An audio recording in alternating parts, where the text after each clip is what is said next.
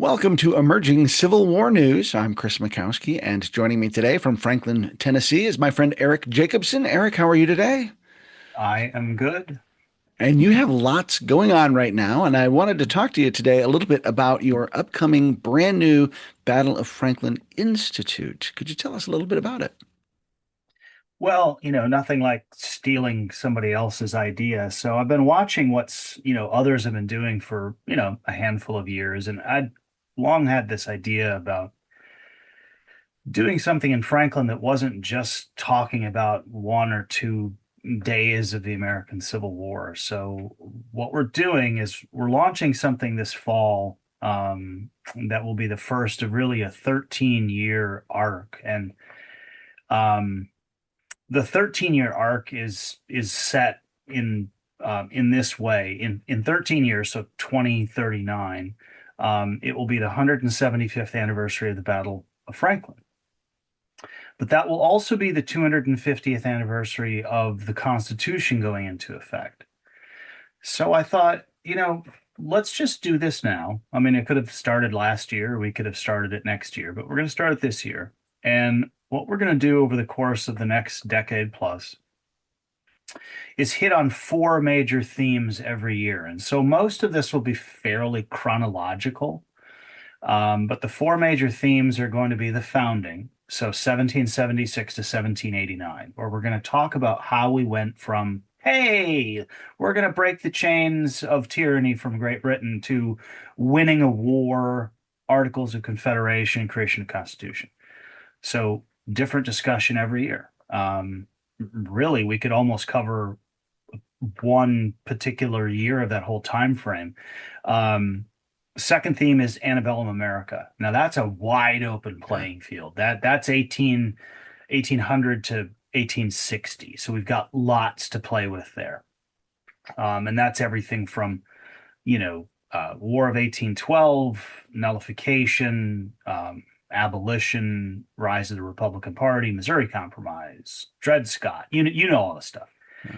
Then we have the war.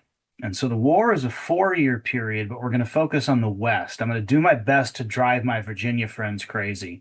Um, and we're going to talk about the war in the Western theater.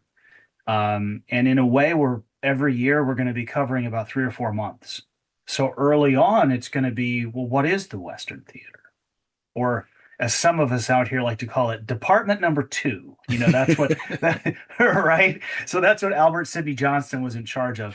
And we're going to introduce Grant and Sherman, and then it's going to be Belmont and Mill Springs and Shiloh and Corinth. And so every year we get a little deeper into the West. And of course, where does the West culminate? Franklin, Nashville. And then the last part is Reconstruction. And so that's 10 years or so, 1865 to about 1876, but we'll probably bleed it into 1877. And that's, constitutional amendments, Andrew Johnson, first presidential impeachment, Ku Klux Klan, Civil Rights Act, Grant as president. I think the constitutional amendments are probably the most impactful thing of that time frame. Well, we're going to hit, especially on the 14th Amendment, which I've come to feel is outside of the Bill of Rights. I think the 14th Amendment and women getting the right to vote are probably the two most profound amendments that really still impact us today. So there's a lot to cover. So four major themes every year, um, and a different sort of overarching theme every year. This year, the introduction is what is liberty? Question mark. Because liberty means different things to different people at different times. Most of this is an effort to make people think more broadly about the first 100 years of our history, and that the Civil War is the pivot. The Civil War is the thing that forces us to reckon with slavery and state sovereignty and the power of the U.S. government, and pivots us in this other direction. Um, Not much has changed other than the Union is preserved and slavery has ended. So the pivot requires a lot of internal struggle. And we want to set the stage for the next 150 years by looking at the first 100. And the last thing I'll say is Rich Condon and Joseph Rickey, who both really I think in some ways started their professional or public careers at the BOFT, are going to be part of they're basically faculty every year. They're going to be here talking about some of these different subjects, but also because they gave battlefield tours and are familiar with all three homes, they're going to be part of the other half of the institute, which is touring the battlefield and seeing the homes. So every Friday is going to be the major themes, and then every Saturday is going to be then touring the sites. Um, so this year it's gathering the disciples to spread the message. We're capping it at 50 this year. And then going forward, we'll cap it at 100. So we want 100 dedicated American history enthusiasts to come to Franklin and, really ponder what all of this means in 2026 and 2027 and going forward. And this is a little different than some of the other Civil War institutes where, for instance, the Antietam Institute really focuses on the Maryland campaign of 1862. This is an opportunity for you to use the Battle of Franklin Trust as kind of a wider springboard for larger historical discussion. Yes, I feel that I don't think this is being done anywhere. Not with this kind of scope. And I think I'll admit I've been very impacted by working at historic house museums for 20 plus years. These people all had lives before the war, and they all had lives after the war, white and black. When you're talking about somebody like Randall McGavick, who was born a British subject, he grew up in a time when there was no American history. It was literally being made.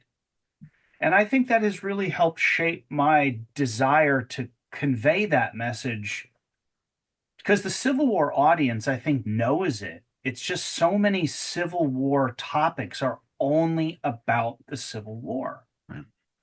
And I think that it's incumbent on us in the 21st century to really get a good grip and handle on this because, as you know, history's been, looming pretty large in recent years and why it's important. So I think we should talk about that. And in your own personal work, you have been looking at this long arc. You've got a great two-volume series on the Cheris family. You want to tell us just a little bit about that and maybe how the context of that large sweeping arc has influenced your thinking about the Franklin Institute? I think that was the book that did it. I've had this idea, but sometimes you know how it goes with ideas. You're like, oh, I should do that, or I should write about that. It was Nat Chairs and Ripavilla and his world that made me think, well, he lived in it. Why can't we talk about it? He was born in 1818 and lived until 1914. So he saw almost everything that we're going to talk about. And yeah, that book. So volume one is out. Volume two comes out around Halloween. So surprise. Um, and you know, I don't think that they would be surprised no more than the average soldier or civilian. None of this would have been surprising to them because it was the world they lived in. I was telling someone just yesterday, 100 years from now, people are going to be talking about us. Maybe not Chris Mackowski and Eric Jacobson, but they're going to be talking about 9/11 and Donald Trump and, the war in Iraq or whatever. None of that would be surprising to us. Yeah. It's our world. And I think that's the one wonderful thing about history is just something that happened to someone else. It was their life. So I think we should talk about it. Yeah. And I'll refer listeners to the podcast that you and I did just a couple weeks ago about those books because it's a fascinating story. And the if all goes well, the Battle of Franklin Institute will be in a new location this year. The Battle of Franklin Trust Institute will definitely be in a new location for most of the run of this. Our plan is that, so it's November 6th and 7th this year is the Institute. We hope to be in the new building the last week of October, so it's going to be tight. But I didn't want to wait any longer because if we don't have it there, it'll simply be at the Fleming Center at Carnton. Yeah. Um, which is fine as well. I'd really love to be able to show off the new visitor center, to be honest, to kind of brag about, hey, look at what we're going to be doing for the next 50 years. But yes, that will be the permanent home of the Institute from at least 2027 to its completion. And my hope, to be completely transparent, is that this institute lasts beyond 13 years. Mhm. Um, I don't know that I'll be around in 13 years doing what I do, but I feel strongly that it's time to sort of widen the net. And really, instead of just talking about the Civil War, let's talk about American history. Let's And let's talk about who we were and what we did to one another. if folks want to find out more about the Institute or register to attend, how can they do so? Just go to the website, BOFT.org, and then it's under programs, and you'll see it right there, along with the stuff like the Franklin Roundtable. But it's pretty easy. It's $100 this year. So that's going to be the cheap entry into this year's event going forward. We haven't finalized the price, probably 250 or $300. But yeah, just go to BOFT.org and buy the tickets while you can, because there's only about 10 or 15 tickets left. Very good. Eric, best of luck with this endeavor. It sounds like it's going to be fascinating. Well, I should wish you good luck as well. I heard you've made a change and are at least moving on from being the king, right? That's right. I'm going off to be grand old man instead of king, so it's nice to Well, concentrate on some fun stuff. yeah, I understand that. Well, good luck to you too. Thanks, my friend. I'm All Chris right. Mackowski for Emerging Civil War News. Thanks for being with us. We'll see you online and on the battlefield.